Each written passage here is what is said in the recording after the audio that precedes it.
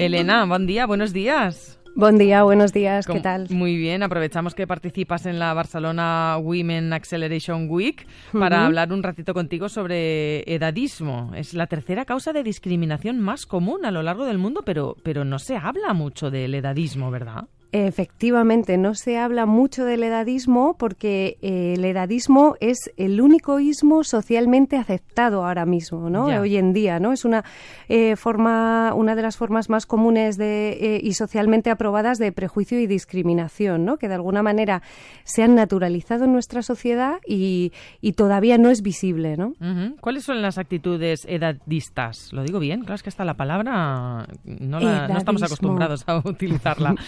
¿En qué momentos caemos en el edadismo?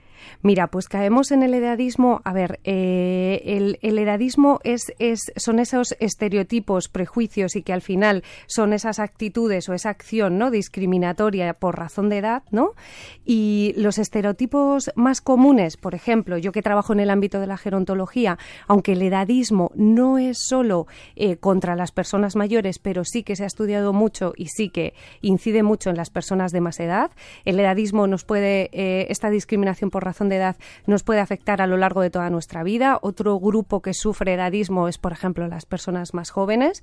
Pero bueno, yo estoy aquí para hablar más del edadismo en torno a la vejez. Sí. Pues uno de los estereotipos más comunes que tienen que ver con el envejecimiento y la vejez es ese imaginario social que tenemos de persona mayor, ¿no?, o personas mayores que siempre son una imagen muy homogénea de cómo son esas personas mayores, ¿no? Parece que todas son iguales, parece que todas son enfermas o muy cercanas a la fragilidad, a la dependencia, necesitan protección, están asociadas mucho al gasto social, ¿no? Siempre se ven desde esa figura del otro, ¿no? Es como ese colectivo, ese grupo de personas que muchas veces cuesta identificar como un yo, ¿no? Yo soy esa persona mayor, ¿no? Que por cierto, eso también hay muchos estudios que hablan, ¿no?, de cómo las propias personas de edades más avanzadas incluso les cuesta reconocerse en ese soy una persona mayor, porque claro, la imagen social de lo que es la vejez no concuerda para nada con lo que ellas son, ¿no?, con esa figura frágil, dependiente y demás, ¿no? ¿Qué es lo que nos hace caer en el edadismo? ¿Es la apariencia física? ¿Es la movilidad más reducida? ¿Qué es?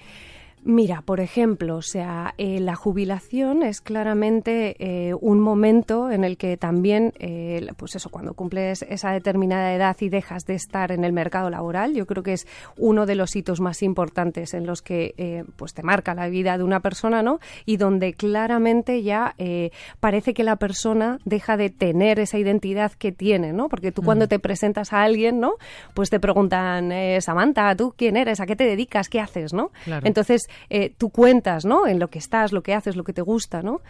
Cuando una persona, por ejemplo, se jubila, parece que yo ya soy una persona jubilada y esa es homogeneización de la palabra que no dice nada más que no está activa en el mercado laboral, ¿no? Yo creo que eso es un claro momento en el que comienzan a surgirnos estas imágenes edadistas sobre lo que es una persona jubilada, ¿no? Y luego, por supuesto, ¿no?, todo lo que está relacionado, pues eso, con la salud, la dependencia, la fragilidad, la soledad, ¿no? Ahora se habla mucho también de la soledad, mucho, ¿no? Sí. ¿Nos faltan también, a lo mejor, representación de las personas mayores en ámbitos como la televisión, las series, las películas, más fidedignas a la realidad? Efectivamente, o sea, yo creo que los medios de comunicación sois una herramienta súper fundamental, ¿no?, para la difusión de la imagen, ¿no? Se transmite, se enseña, se informa, pero también se generan opiniones en torno, ¿no?, a los diferentes temas. Y es verdad que en los medios muchas veces faltan esas voces, faltan voces de las personas mayores, pero además muchas veces se retroalimenta el estereotipo en torno a la edad, ¿no? Yo, por ejemplo, muchas veces me encuentro en medios, ¿no? Una noticia que está relacionada con las pensiones o las personas mayores en general. Y me he encontrado varias veces, Samantha, una imagen de un grupo de personas que, por ejemplo, está jugando a las cartas y pone debajo, jubilado jugando a las cartas. Ya. Incluso me he encontrado una imagen de jubilados mirando una obra. Realmente, o sea, ese es el estereotipo, ¿no? Claro. Pero es realmente esa la realidad de la diversidad de personas mayores, ¿no? Claro. Las personas mayores se dedican, una vez que se jubilan, a mirar obras, ¿no? Claro. Es lo que, de alguna manera, pues en lo que es la imagen, los medios, ¿no? Pues se retroalimenta, ¿no? Y yo creo que algo fundamental es mostrar una diversidad, ¿no? Mostrar esa diversidad. Bueno, y que nosotros mismos caemos en la trampa cada 2x3, ¿no? Porque estoy ahora dándome cuenta de que mi madre tiene 71 años, Ajá. pero ahora decimos, como están tan bien de salud, de cabeza y de todo, decimos, es que los 70 son los nuevos 50. Ajá. Y estás cayendo en la trampa del edadismo, ¿no? Parece que si a los 70 estás bien, es que no tienes 70. No tienes esa edad. Es que los 70 son así. Eso es. Muchos compañeros hablan de los microedadismos, que uno es un clásico, ¿no? Qué joven estás para la edad que tienes, o qué bien estás para la edad que tienes, Mira, yo ¿no? temo esa frase. El día que sea más mayor, que me digan eso, es como que un poco ofensivo, ¿no? Es que es un poco ofensivo. En realidad la gente lo vive como, ay, no, estoy mejor de lo que... No, lo que tenemos que reivindicar es que a los 70 se puede estar, estupendamente, ¿no? Y cuando hablas de referentes, ¿no? Pues es que a lo mejor no nos damos cuenta que un referente o persona de 70 años muy conocida es Pedro Almodóvar, por ejemplo, ¿no? O sea, fíjate. no somos conscientes de que Pedro Almodóvar tiene 70 años, ¿no? Y es un referente de pues eso, Claro. Persona mayor, envejecimiento y demás, ¿no? Oye, que a veces distanciamos ahí. ¿La expresión persona mayor es correcta? Porque también ahí nos perdemos en el lenguaje. Yo creo que efectivamente en el lenguaje pues eso, hay muchos... El lenguaje lo carga el diablo. Lo carga el diablo y es muy complejo, ¿no? Es verdad que hay, o sea, yo creo que persona mayor es el políticamente correcto, el mejor, el más aceptado, por lo menos desde el ámbito de la gerontología. Estamos en ese uso de persona mayor. Además, utilizar persona y no utilizar mayor solamente porque ya estás hablando de hombres, ¿no? Y estás dejando fuera a las mujeres, cuando sin embargo la mayor parte de población envejecida son mujeres, porque vivimos más, claro. Samantha, tenemos más esperanza de vida, claro, al final las personas de edad avanzada hay más mujeres que hombres, ¿no? Entonces no tenemos que olvidar el persona o hablar en femenino, si acaso. Y luego, por ejemplo, hay muchos en los medios, muchas veces se utiliza la palabra abuelos o abuelas cuando hablas de personas mayores. Claro. Y dices, no todas las personas son abuelos o abuelas, claro. O han tenido hijos o sus hijos han tenido nietos, ¿no? Claro, claro. Entonces, esa palabra hay que eliminarla cuando se habla de la generalidad. También hay algunas palabras relacionadas como ancianos y demás, ¿no? Que también... no suenan bien, ¿no? Es cierto que también hay un movimiento que reclama darle una vuelta porque al final las palabras son simplemente palabras, ¿no? Como viejo o vieja, pero tienen una carga peyorativa que ya no gusta, ¿no? Y entonces decimos, pues avanzamos y utilizamos otra, ¿no? Que no tenga esa carga, ¿no? Y hay algunas personas que lo que reclaman es quitar la carga negativa, peyorativa a las palabras y darles la vuelta, ¿no? Claro. Que yo creo que en algunos colectivos eso se ha dado, ¿no? Por ejemplo, con la palabra maricón, el colectivo LGTBI lo ha resignificado, o las prostitutas con la palabra puta también la han querido resignificar, en fin. Oye, Elena, te presento a Pascual Labarta, que está aquí también en esta entrevista, que te quiere hacer alguna pregunta. Muy buenos días, Elena. Ahora que hablabas de personas mayores, de que casi todas son mujeres, y de Pedro Almodóvar, me ha venido a la imagen cuando se criticó muchísimo a Madonna, que tiene 63 años, por vestir por cómo vestía. Sí, el caso de Madonna es un caso que también repito mucho, ¿no? Porque me parece que Madonna está reivindicando que ella es ella y que sigue manteniendo pues su identidad como Madonna, ¿no? Después de los años, ella sigue siendo quien es. Por muchos años que cumplas, ella tiene una forma de vestir, una forma de actuar, una identidad marcada, pues por esa sensualidad, por esa mente abierta, ¿no? Y que sin embargo se la critica, ¿no? Ahora es como, ¿de verdad creemos que Madonna se va a poner una falda por debajo de la rodilla? O sea, ¿por qué, no? ¿Y por qué, no? O sea, una persona sigue siendo quien es, aunque tenga una determinada edad o otra, ¿no? Y es lo que muchas personas mayores reivindican, ¿no? Y lo que hay que reivindicar, oye, que yo sigo siendo la misma persona, ¿no? Oye, puestas a pensar en figuras públicas de edad, nos ha venido a la cabeza la reina Isabel II de Inglaterra, que recordemos tiene 95 años. La cumbre del G7 coincide con la celebración oficial del cumpleaños de la reina Isabel II. Cumplió 95 el 21 de abril, pero la tradición marca que su celebración institucional sea en junio. Y ha sido en el castillo de Windsor, un día después de que la reina de Inglaterra participara en la cumbre del G7, su primer gran acto público desde el funeral de Felipe de Edimburgo. El acto le permitió encontrarse con el 13º presidente estadounidense que conoce en sus 70 años de reinado, Joe Biden, con el que cenará mañana domingo. Con tono distendido comentó: se supone que debéis mostraros como si os estuvierais divirtiendo. Y el primer ministro Boris Johnson le confirmó: definitivamente nos estamos divirtiendo, a pesar de las apariencias. Un sentido del humor que mantuvo en el Jardín Botánico de Cornualles. Qué bo. Oye, la reina Isabel que admite beber gin tonics y sentirse joven a sus 95 años. Totalmente, y no sé si recordáis, ¿no? que hace poco se le una revista le otorgó una especie de reconocimiento, no sé si era, no recuerdo exactamente, pero era algo así como anciana del año. Ajá. Y ella dijo que no quería ese reconocimiento, gracias, lo denegó. Es verdad. Porque ella no se reconocía en ese estereotipo de anciana, ¿no? Yo decía que en realidad también es edadista, ¿no? Porque piensas que dices, yo es que no me reconozco en esa imagen, ¿no? De persona mayor, de anciana y demás, ¿no? Que es con lo que hay que romper. Si es que, o sea, la vejez es una multiplicidad de formas de vivir. Hablamos de vejez o de vejeces, ¿no? Entonces, yo creo que es lo que hay que reivindicar, ¿no? Ese más orgullo por la edad y demás, ¿no? No alejarte de la etiqueta, ¿no? De alguna manera decir no. O sea, en resumen, nos cuesta aceptar que nos convertimos en ancianas o en ancianos por el estigma de la ancianidad. Efectivamente, por esa representación, esa imagen que tenemos en nuestro imaginario de qué es una persona mayor y dices, yo no quiero ser eso, ¿no? Y porque también, efectivamente, o sea, el trato social que tienen las personas de más edad y demás, esa minusvaloración de la vejez, pues hace que no quieras colocarte ahí, ¿no? ¿Minusvaloración y infantilización también de las personas mayores? Efectivamente, una de, pues eso, también de las causas de todo este edadismo, ¿no? Está, por ejemplo, el paternalismo, está muy asociado, lo que comentabas, ¿no? De tratar a las personas como si fueran niños, ¿no? Sobre todo cuando las personas se encuentran, en muchos casos, en situaciones de dependencia, aparecen muchos tratos infantilizadores, ¿no? O sea, como si fuesen niños o niñas, ¿no?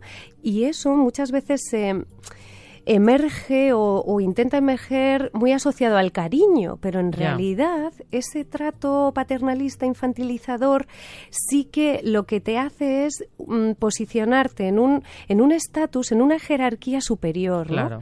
Que no eres del todo consciente, pero lo estás haciendo, ¿no? Y yo creo que eso es muy importante también destacarlo, ¿no? Claro. Porque dices, no, si es desde el cariño, dices, ya, pero es que te das cuenta cómo lo estás o sea, que es un trato de minusvaloración. De pronto ahí a lo mejor el papel de la familia se desarrolla peor que si te está atendiendo una persona, un profesional de los servicios sociales, por ejemplo, o del ámbito sanitario, ¿no? Es cierto, ¿no? En las familias también pasa, ¿no? O sea, ¿qué ocurre en las familias, ¿no? Cuando una persona mayor empieza a necesitar ayuda, empieza a ser dependiente, ¿qué pasa con su toma de decisiones, ¿no? Yo creo que eso es algo muy importante, ¿no? Que muchas veces incluso las propias personas mayores tienen esas actitudes edadistas sobre la vejez y creen que cuando llegan a una determinada edad, pues ya tienen que dejar de tomar decisiones decisiones, lo que diga mi hijo, lo que diga mi hija, de alguna manera están en esa profecía autocumplida, ¿no? Que se dice, ¿no? Y yo creo que ahí hay mucho que trabajar, desde luego desde las familias, desde las diferentes generaciones, pero también a nivel de por supuesto, sociedad, ¿no? Elena, y claro, muchas personas mayores acuden a residencias. ¿En las residencias se tiene en cuenta no caer en el edadismo? Ya no me meto en qué trato se les da, si están mejor o peor dotadas, etcétera, ¿eh? ¿El edadismo se tiene en cuenta? Yo creo que las residencias, aunque se está avanzando mucho, ¿no? Por el cambio se habla de la desinstitucionalización, pero también desde el trato más hogareño, desde la atención centrada de la persona, se está avanzando mucho en el cambio de modelo de atención, tanto en el domicilio como en residencias, y estas cosas están muy sobre la mesa. Todavía es verdad que sí que hay mucho trato edadista, ¿no? Por ejemplo, la infantilización es algo muy repetido, ¿no? En el ámbito institucionalitzado, no? O sea, jo crec que sí. Ja. De fet, les residències han estat un dels epicentres de les morts per Covid a tot el món. És aquesta malaltia que sobretot ha afectat a les persones grans. Ha sido y seguirá siendo la gran pregunta. ¿Cuántas personas han muerto en las residencias? Según un documento del Ministerio de Sanidad, son hasta 18.000 entre casos confirmados y compatibles con la COVID-19. Pero también deja por escrito que la calidad de los datos dificulta su difusión. Es algo que muy decepcionante y que la ciudadanía no puede entender. Necesitamos tener esos datos, porque con esa fiabilidad podemos iniciar una monitorización y podemos hacer una estrategia para prevenir que haya tanto sufrimiento y tantas muertes. Elena, el edadismo durante el COVID, madre mía. Eso es, efectivamente. Yo creo que la pandemia ha marcado un antes y un después en torno al edadismo, han saltado las alarmas y yo creo que por eso ahora está este tema en los medios, en la jornada en la que voy a participar. El edadismo ha empezado emergió con fuerza durante el COVID, o sea, en las primeras noticias yo tengo algún titular por ahí guardado, ¿no? Que hablaba, ¿no? No sé si recuerdas, cuando se hablaba de que esto era como una gripe en aquellos momentos, pues algunos científicos incluso hablaban, ¿no? O médicos, ¿no? Hablaban, bueno, esto va a ser una gripe más y van a morir unos cuantos mayores más de lo normal, pero de alguna manera se minusvaloraba la vida de esas personas, ¿no? Mueren personas mayores, pero bueno, total, están al final de ¿sabes, no? Había ahí un discurso de... Se ve como algo natural, ¿no? Totalmente, ¿no? Y yo creo que la crisis ha marcado un antes y un después en esto de visibilizar también estas actitudes edadistas, toda la discriminación que se ha vivido en torno al derecho de la salud universal, ¿no? De acceder a los servicios sanitarios. ¿Qué ha pasado ahí? ¿Qué ha pasado con las personas en las residencias? Claro. Eso todavía está ahí, ¿no? Investigándose y viéndose, ¿no? Mucha falta de información, ¿eh? Totalmente. ¿Sabes que ni siquiera sabemos el número de residencias que hay en España y mucho menos el número de personas que están en residencias, ¿no? Yeah. O sea, es algo que es que ni siquiera tenemos el dato, ¿no? O sea, que para saber algo más en profundidad de qué es lo que puede estar pasando o demás, o cómo pueden estar esas personas, claro, ¿no? Y en el momento en que nos pongamos las gafas edadistas y echemos la vista atrás, nos vamos a tirar las manos a la cabeza. Totalmente, sí, yo creo que el edadismo al final es un ismo igual que pues otros que hemos vivido, ¿no? Sí, claro, igual el machismo. El machismo, o sea, yo cuando era más pequeña recuerdo que había esas actitudes machistas que a veces ni eras consciente, ¿no? Claro. De lo que estaba pasando, ¿no? Y que ahora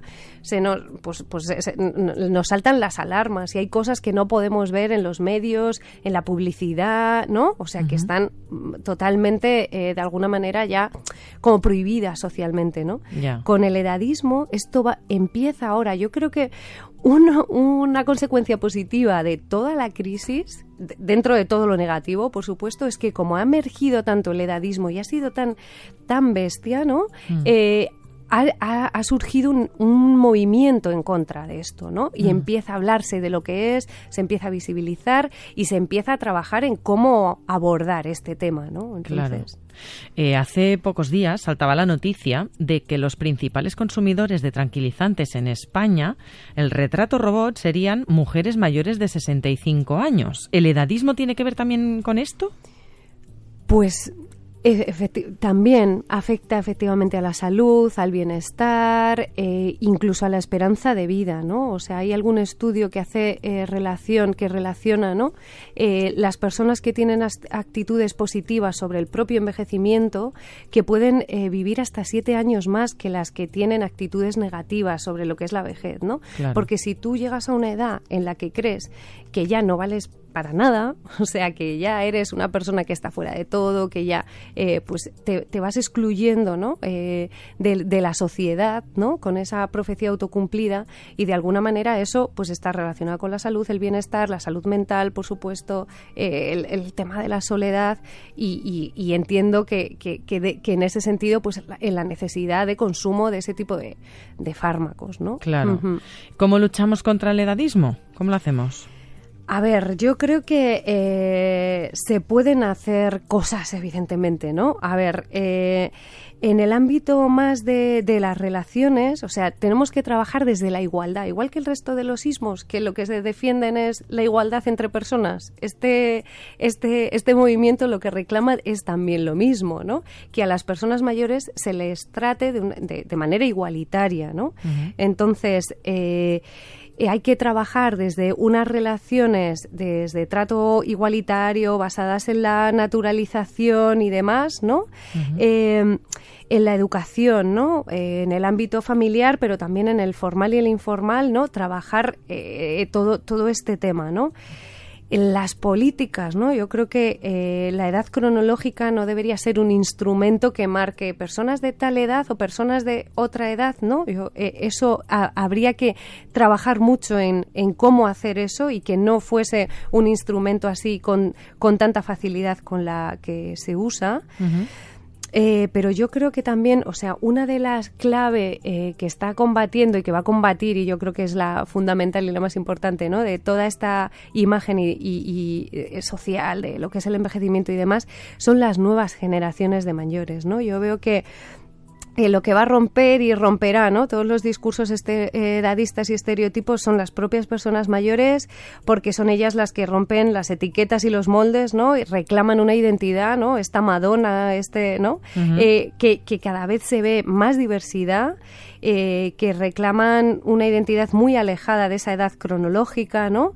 Y yo creo que ahí que el movimiento de las propias personas mayores, que en algunos casos se empieza a hablar, ¿no? De que el próximo movimiento social será un movimiento de personas mayores, pues va a ser el que de alguna manera haga que esto avance, o que de alguna manera empiece a desaparecer, o por lo menos a visibilizarse y a trabajar sobre estas actitudes edadistas. Y además, de cara a los jóvenes, tener en cuenta también, ¿no?, que al final, si seguimos con esta estigmatización hacia las personas mayores, nosotros luego vamos a ser estas personas mayores, claro, y por lo tanto vamos a vivir también esta estigmatización, ¿no? Efectivamente, es que el edadismo es el único ismo que todos de alguna manera somos cómplices, pero que de alguna manera todos vamos a, de alguna manera, vivirlo, ¿no? Si todo va bien, vamos a vivirlo, claro. Claro, entonces es como curioso, ¿no? Esa curiosidad de somos edadistas porque es que lo somos, porque lo tenemos súper naturalizado, pero a la vez todos vamos a sufrir ese edadismo, ¿no? Entonces... Claro. Elena del Barrio, muchísimas gracias por darnos a conocer el edadismo, por explicarnos todo lo relacionado con la discriminación a las personas mayores, que recordemos, esta discriminación la vamos a padecer todos, ¿vale? Porque crecer es hacerse viejo. Elena, muchísimas gracias. Gracias a vosotros. Gracias por estar en el Avui Surtim, que vaya muy bien, un abrazo. Un abrazo. Adiós.